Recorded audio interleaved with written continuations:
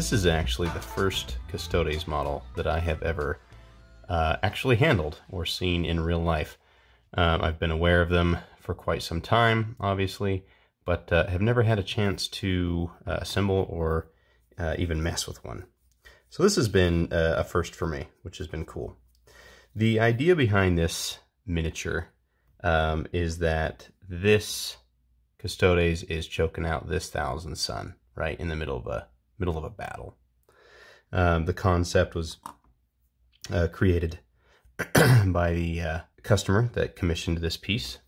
And what I did first was cut the hip, separate the hip, the knee, and the waist, so that I could tip the torso back this way, so that I could move the hips, or rather keep the hips pretty much straight up and down, and I could move the legs in the heroic leg up position, right?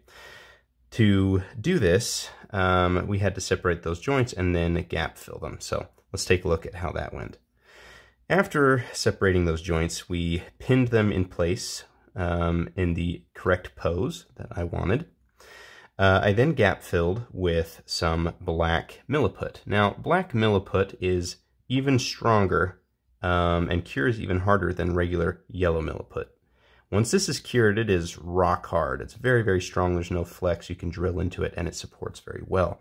I use it a lot for anchoring. I gap filled the back of the legs and the hips, and then while the Milliput was still uncured, I applied some oil to the cloak, skirt, dress thing here, and pressed it in place into position, and it acted as a mold. In other words, it shaped the butt and the hips and all of this exactly as it needed to be. I then trimmed off the extra, and after it cured, bam, fits just right. You may see some areas in here that are left unfinished, and that is because they don't need to be finished. They are actually covered up when that skirt is applied. The hips were then gap filled with some green stuff for some Under Armour.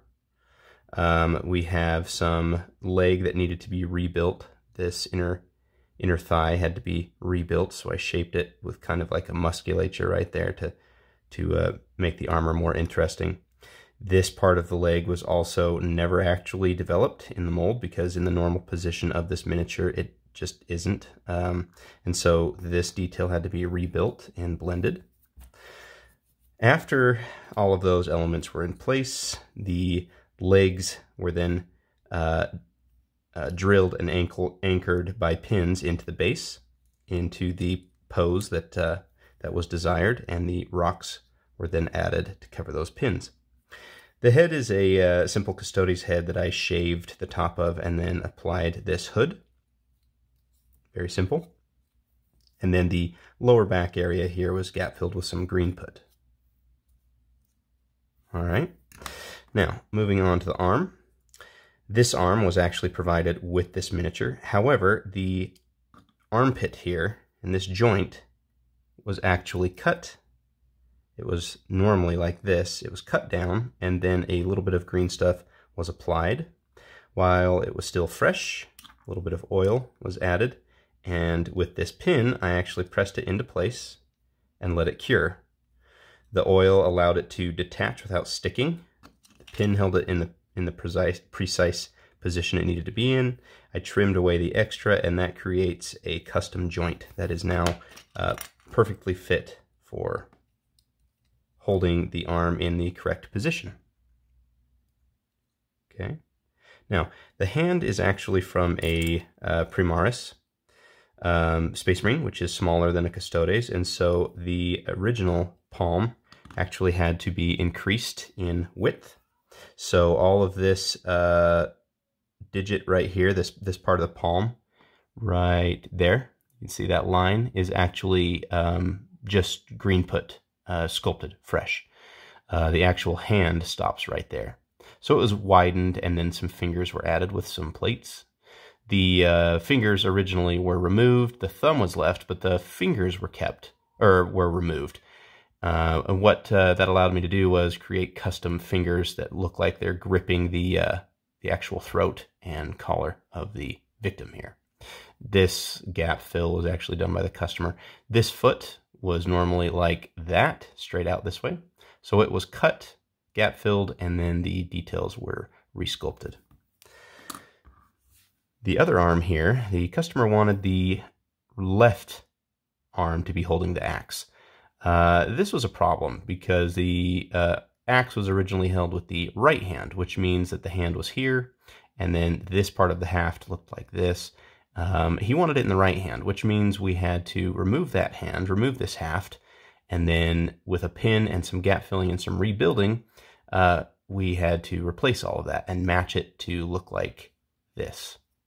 So this is all custom sculpted. The arm was attached in the same way as the other arm with some custom joint rebuilding. And then the fingers and hand are all just green stuff. No base there. It was all custom sculpted. The blade, he wanted a custom edge to the blade. And so we rebuilt all of this, or rather removed the original blade, matched some plastic card to it with tracing, and then made a nice hollow ground transition here. So it looks like the thickness of the blade then tapers quickly to the grind of the actual axe. One thing to note if you're ever going to do a conversion with these Custodes weapons is be mindful of this weapon spike here, the spike on the back. The joint there is very, very thin. If you bump it, it can bend really easy. I just removed it and then drilled a little bit of this nub out and then set that spike in there. Just strengthens it a bit. Give you a look there.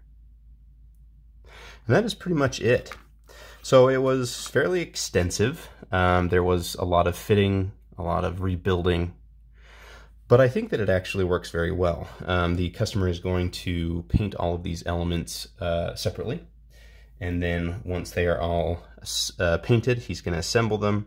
He's going to add the dagger here to the belt when it's all done. I'm going to leave that all up to him so that he can pose it and paint it as he wishes. So hope that was fun for you guys to take a look at. Almost all of the elements here that I mentioned as far as the conversion, I have videos of them either on the Patreon or on YouTube. So check the video description here for links to those. If you would like to sculpt like this and build, Patreon is $5 a month currently, and you have full access to all the tutorials, the Discord where you can ask questions to our community. If you have any questions about joining the Patreon or anything in regards to commission work, please email me at lastlightcreative@gmail.com. You can contact me on Instagram as well. Just look up Last Light. There is a link in the description as well. Thanks so much, guys.